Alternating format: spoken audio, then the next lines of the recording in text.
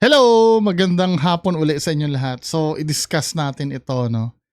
Yung pag-grade daw di umano sa bahay ng mga diskaya. Para tingnan yung mga kotse. Andun yung Bureau of Customs. So, panoorin natin to mga men. Wait lang ha, ayusin lang natin yung screen. So, ito na. Magandang gabi po, Luzon, Visayas at Mindanao. Iilan lang ang mga mamahaling sasakyan ng pamilya Diskaya na dinatna ng Bureau of Customs sa kanilang compound sa Pasig ngayong araw. Sa 12 luxury cars na nasa warrant, dadalawa lamang ang inabutan. Kaya legal lahat ng kanilang sasakyan at walang itinatago. Pero sa impormasyon Yung pagiging legal kasi, ano yun eh, no-brainer naman na yun. Ibang, for me ha, ibang usapin kasi yung pagiging legal. Legal dahil may papers, di ba? May ano, pero ang questionable kasi doon, kung paano mo na-acquire yun. Doon tayo mag-focus. Yung pagiging legal, syempre, parang ganito yan eh. Kukuha ka ng passport, no? Di ba? Merong mga tao na may passport na fake, 'di ba? Pero nakakaalis. Katulad ni Alice Guo. Nakakapagpagawa ng passport.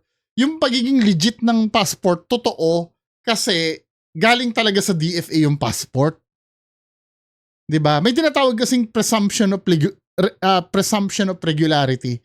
Natutunan ko to sa aking legal advisor na si Sir Oyabak. Kasi nung time na inaano namin si Francis Leo Marcos, yung ina-expose namin si Francis Leo Marcos, may mga fake na driver's license. May mga fake na birth certificate.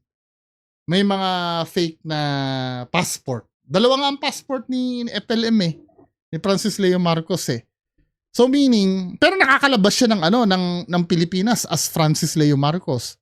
Ibig sabihin, legit yung passport. 'Di ba? Ang fake yung information na in-input doon.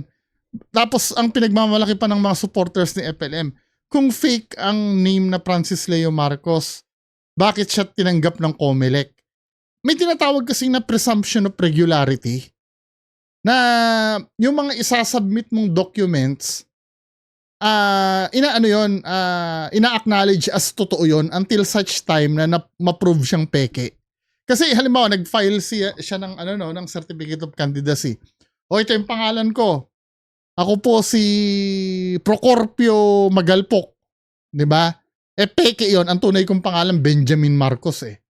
'Di ba? Peke yung binigay ko. Tatanggapin hindi naman on the spot na kada pag pinasa 'yun sa COMELEC, tatawagan agad ang ang PSA. Oy, totoo ba itong birth certificate? Hindi naman ganoon eh. Basta makita lang na nasa legit na papel siya nakaprint or totoong passport siya. 'Di ba? Hanggang dun lang sila. Parang ito, no, pag tiningnan mo yung mga papel siya, malamang legit 'yan. Lehitimo lahat 'yan. Alam nga naman ibiyahe nila yan na gamit ang fake na ORCR. 'Di ba? Legit 'yan. Ang tatanungin lang diyan, paano siya nagkaroon nun?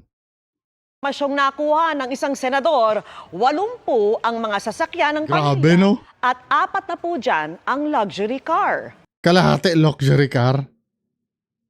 So ano yung other 40 na hindi luxury? Mga ano yun? Mga luxury sa level natin, ano? Siguro andyan na yung Fortuner.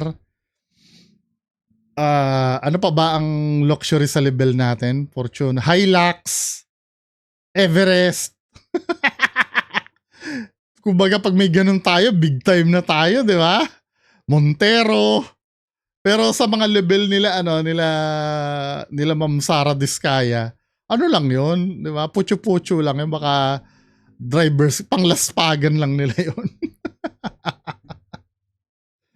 Nakatutok live si June Veneracion. June! Vicky, Emil, Mel, ilang minuto pa lang ang nakalilipas ay sunod-sunod nating nakita ang pagdating ng ilang luxury vehicle dito sa compound ng Pamilya Diskaya dito sa Pasig City. Ilan sa mga ito ay yung mga hinahanap na sasakyan ng Pinaayos na yung papel, Bureau of Customs. Di ba pumunta doon, dalawa lang yung naabutan? Tapos nagbalikan yung mga yan.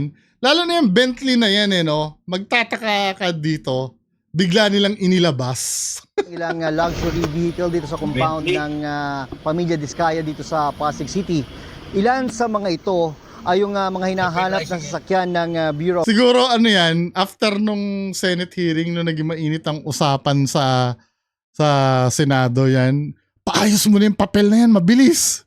Baka mamaya inspectionin yan. of Customs kaninang umaga tulad ng Bentley at Toyota Tundra. Hindi malinaw kung saan ang galing ang mga sasakyang yan na subject ng search warrant mula sa korte para malaman kung nabayaran ba ng tamang buwis. Narito ang kabuang report. Target dapat ng Bureau of Customs sa tuntunin ang luxury cars ng Pamilya Diskaya sa kanilang compound sa Pasig. Kasunod ito ng pag-amin ni Sara Diskaya sa pagdinig ng Senado kahapon na may 28 luxury cars sa kanilang pamilya. Sa search warrant na bitbit ng Customs, 12 sa mga sasakyan ang kasama. Tingnan na natin kung nandiyan pa yung mga sasakyan ng Diskaya. Pero nang pasukin nila ang garahe, 2 lang sa mga nasa warrant ang kanilang inabutan. Isang Maserati at isang Land Cruiser. Ba't nasa na yung Rolls Royce? Merong Escalade pero hindi naman ito sakop ng warrant. Gusto sanang alamin ng Customs kung bayad ang mga ito ng tamang buwis. Huwag tayong mangamba dahil mahuhuli naman po natin. Saan man po yan itinatago. Kung itinatago man, ine-encourage ko ang pamilya ng Diskaya na Wala na yung Rolls Royce, no? Yung Bentley kararating lang eh. voluntarily i-surrender na nila yan sa Bureau of Customs. Wala na sa compound ang ilang nasa warrant na navideohan ng GMA Integrated News sa garahe ng mga Diskaya noong nakarang Oktubre. Naroon pa noon ang isang Rolls-Royce Cullinan, isang Bentley, 2 Lincoln Navigator, isang GMC Yukon at isang Toyota Tundra. Naroon din noon ang Maybach na inamin ni Diskaya na pagmamayari niya sa Senate Blue Ribbon Committee hearing kahapon. Kagabi pa raw nasa labas ng compound ng mga Diskaya ang mga tauhan ng Bureau of Customs Hinihintay at ng pulisya. Pero bigo Binantay silang yan. isilbi ang warrant noon. Boss, kailan lumabas yung mga sasakyan? Paliwanag ng kampo ng Pamilya Diskaya, nagkataon lang na wala ngayong araw ang karamihan ng mga Lahat? mamahaling sasakyan. Ginagamit ho kasi yung ibang sasakyan. So, yung iba Attorney naman, napakasinungaling naman nito. Ano yung, ba't ko nasabing sinungaling? Ito nga, interview eh. Pakinggan mo to interview ha. Habang niyayabang yung The Bentley. Bentley. Ito yung Bentley. Itong binili ko to kasi kaya nagustuhan ko to. May wine glass din sa loob. May decanter. Yes. social. Pero hindi naman namin nagagamit. So, Hindi naman daw nagagamit eh. Nung naimbestigahan, biglang ginagamit na daw eh. Ano ba yan, attorney? Iba naman, Di ba? Mamahaling sasakyan. ginagamit ho kasi yung ibang sasakyan. Hindi, sabi hindi naman daw nagagamit eh. Actually, kung mapapanood mo yung yung interview ni Julius Babaw, kung ilang beses niyang ginamit yung hindi naman namin nagagamit. Ilang beses niyang sinasabi yon. Tapos nakakapagtaka, nung na-hearing na, biglang hindi na ginagamit, ay biglang nagagamit na. Di ba? Doon pa lang nakakaamoy ka na ng eh. Actually, yung bilang pangalang ng sasakyan na yan, paiba-iba na eh. Katulad nito pakinggan nyo ha. Ano karaming kotse meron kayo? parang dito sa baba, parang personal use lang namin. Nasa 30 plus na yata siya. 40. Mga 40. Diba? Ilan yung luxury cars mo? Nasa 28 po. 28 lang. Sa ano to, walang ganito sa Philippines. Sa YouTube? Oo, nasa Grand Wagoneer, parang jeep. So wala siya dito, walang ganito sa Manila. Nag-iisa lang itong kulay na to. Galing saan to? Pinaship ko from the US. From the US. It's an American car. Yes, it's an American car. Yeah. Sa mo binili? Sa dealer po. Sino dealer? Local dealer o sa abroad? Freebell Enterprises tsaka yung isa Auto Art. dito sa Pilipinas? Yes po. Hindi ka nag-import? No po. Gano'ng karami kotse Dito na from the US binili. Anyway, baka yung isang sasakyan na yun yung pina-import niya, di ba? Kayo naman. Pero dito sa sinabi ni attorney naman ilang beses niya sinabi dun na hindi namin nagagamit. Tapos biglang ginagamit. Wait lang. So yung mamahaling sasakyan. ginagamit ho kasi yung ibang sasakyan. Ginagamit. Sino ang gumagamit ng Bentley Rolls-Royce?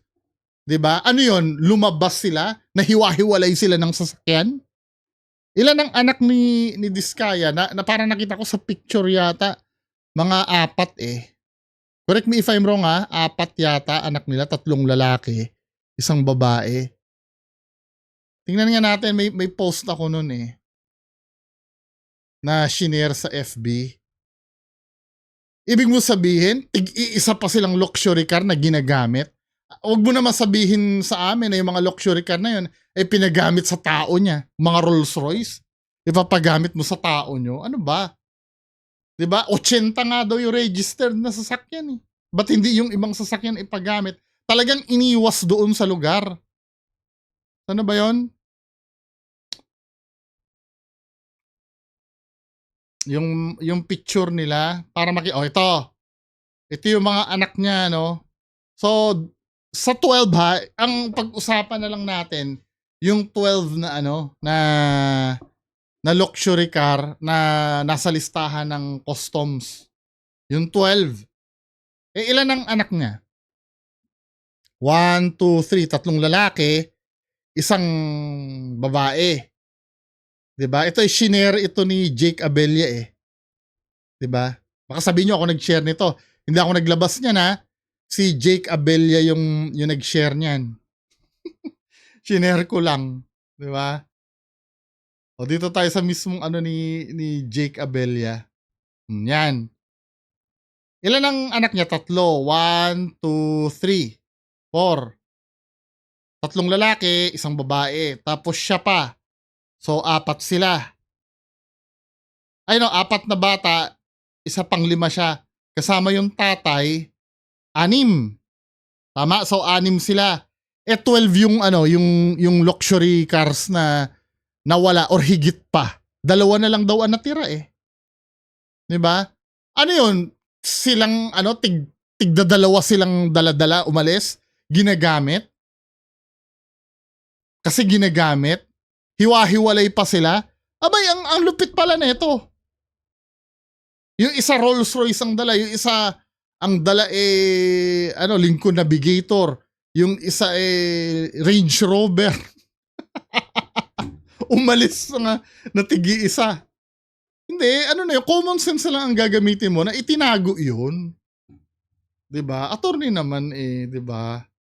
Although na hindi kami kasing level ng pinag-aralan mo, attorney, hindi naman kami mga engot. 'Di ba? Ginagamit.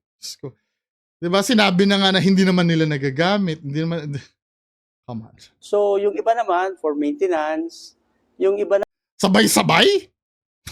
naman na Sige. sa isang Sige, lugar isip-isip. kasi preemptive measures sila ngayon kasi nagbabaha dito sa Pasig. Come on! Yung building na yan, di ba, yan? Multi-level yung parking yan. Bakit hindi nila iakyat doon sa taas? Diyos ko naman. Ganito tayo gawing inosente ng mga tao na makapangyarihan. Dahil daw yung iba, talagang alam niyo yung dahilan Dahil daw binabaha. May mini-mention pa nga Ilan ang tamo ha? Nasaan na ba 'yon? Ulitin natin yung yung sinasabi kung ilan. Ano karami kotse meron kayo? Parang dito sa baba, O, di ba? May sa baba na sinasabi. Ibig sabihin, may taas pa yan. Imposible naman na yung baba na yan, mabaha yan hanggang taas. Di ilipat nila sa taas yan. At kung ano man yung mga nasa taas, siguro mga putyo-putyong sasakyan, yun ang alisin nila. Kesa i-travel mo pa ng malayo yan, yung mga yan. Diba, men? Ano ba? Sir? Sir naman. Attorney naman. Kaya talaga pag kahit sabihin mo na bigati ng attorney, di ba, nagmumukhang kahiya-hiya dahil may mga time kasi na hindi na kayang pagtakpan talaga eh. Preemptive measures sila ngayon kasi nagbabaha dito sa Pasig.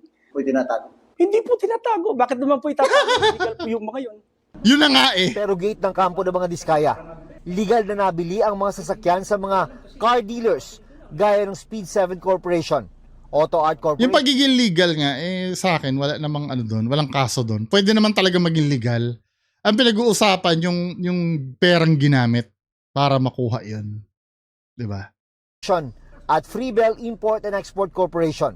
Wala naman hong nagbabawal na bumili ka ng ganitong sasakyan na mamahalin. True! Wala talaga nagbabawal. Granting na yung pinapambili mo ay talagang sayo.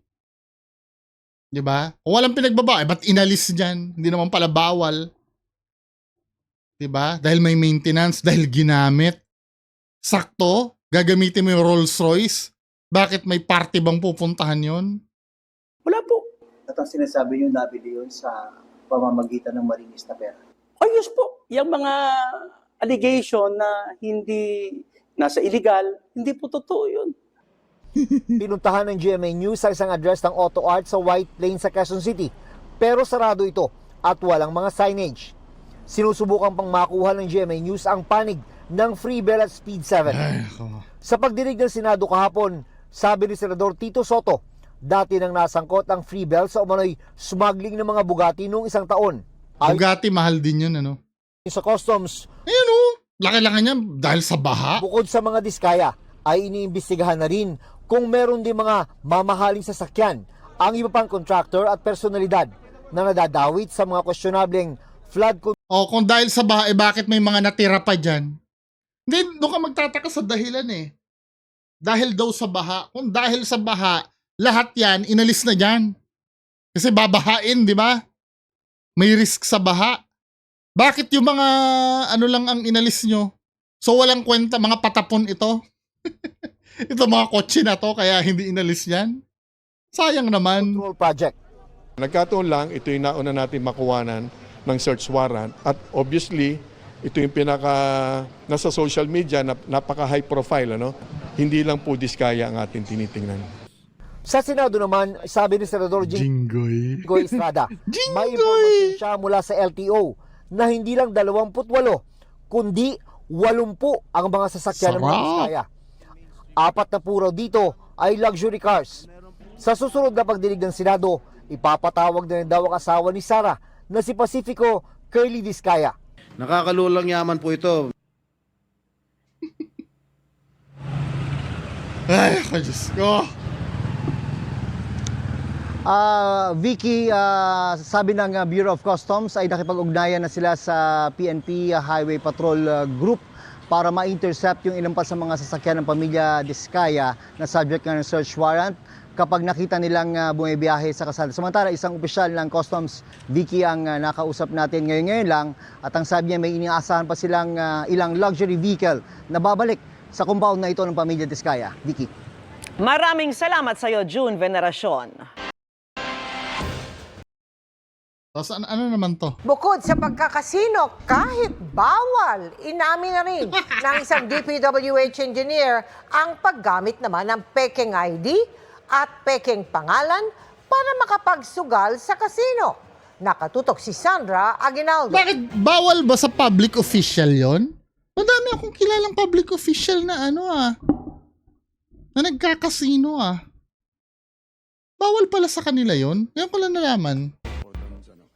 Mga ilang beses ko kayo naglalaro sa isang sabi na sa isang buwan, yung grupo nyo po? Mga 2 hanggang 3 po, Mr. Chair. Kung kahapon umamin sa Senado si dating Bulacan 1st District Engineer Henry Alcantara sa kanyang pagkakasino, sa pagdinig ng Kamara ngayong araw, inamin niyang alam niyang bawal ang kanyang ginagawa. Pinagbabawal po lahat ang public official na pumasok sa kasino. Bawal pala. Pero Dami akong kilala na nagkakasino. Konsihal pa nga eh. Ano nangyari yun? Dahil may gumagamit nga daw ng peking ID. Yes, Your Honor. So aware po kayo dito. Yes, Your Honor. Si Alcantara ang district engineer na Pero to be fair sa kanya, inaamin niya, Siyempre, malay mo, bilyonaryo si kuya. Ano bang kaso lang yon? Baka slap on the wrist lang yon or multa lang yon, kayang-kaya. Hindi naman habang buhay na pagkakulong yun siguro, di ba? Yung parusa sa ganon. Ano bang parusa doon? Tingnan, i-search nga natin. Penalty. Public official casino.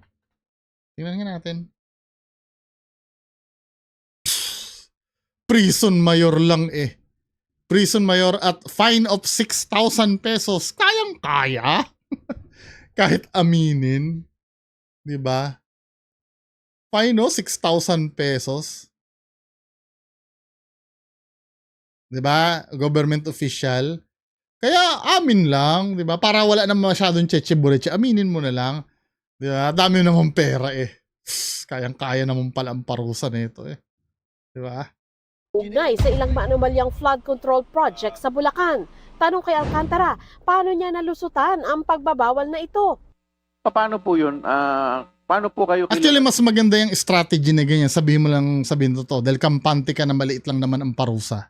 Doon, diba? bilang isang Engineer Alcantara ng DPWH? Hindi po, Your Honor.